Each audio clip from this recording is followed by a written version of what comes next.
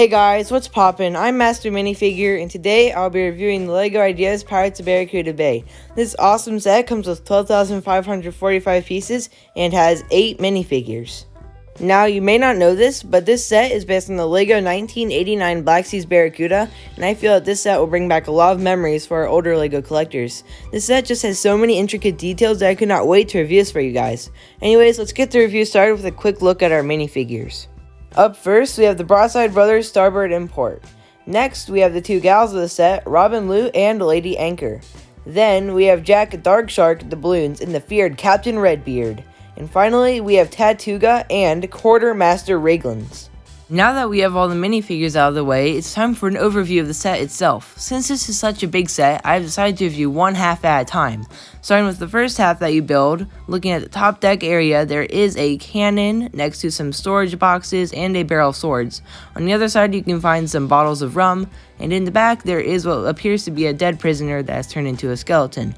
Looking at the mast on this section of the set, you can see that it comes with some sails and a really big pirate flag on top.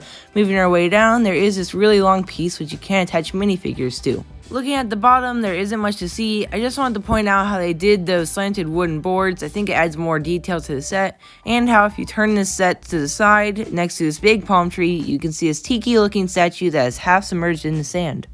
Now, if you decide to take off this top 4 piece, you can see the interior to what I believe to be a dining room of sorts. Now, this could very easily be a storage room because of all those cups in the corner.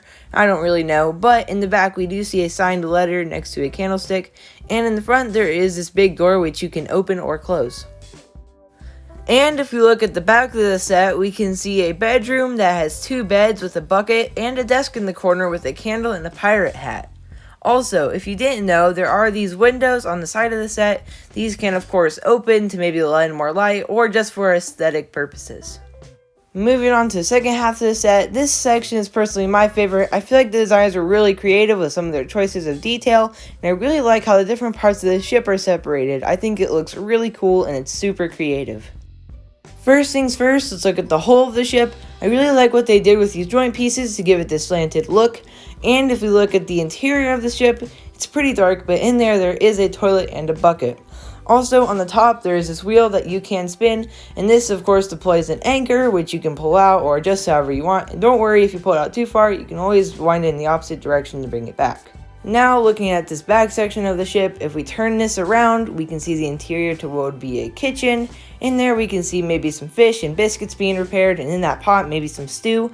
Also in the back left corner there are containers that I think would be for maybe keeping some spices or ingredients that they find. Then if you want to look in the floor above that, all you have to do is lift up this cannon and the top floor piece. Once you lift that up, you can see the interior of the captain's quarters. There it has all his personal items near his desk, and in the far side there is a bed which you can flip up if you want to have more space in the room.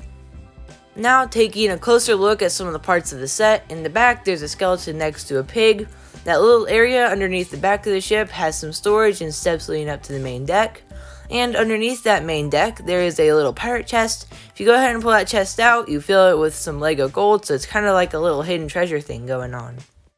And finally, the last things I'll be looking at are this LEGO rowboat and this LEGO shark. Now to be quite frank, there isn't much to them, but I feel like they give this set more of a piratey feel.